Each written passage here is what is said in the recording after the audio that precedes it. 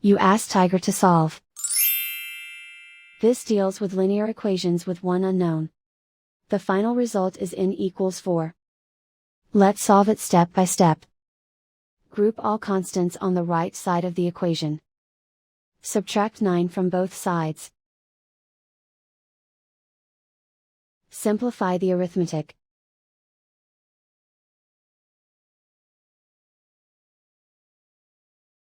Isolate the n. Divide both sides by 7. Simplify the fraction. Find the greatest common factor of the numerator and denominator.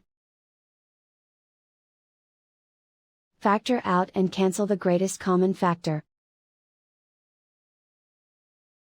And so the final result is n equals 4.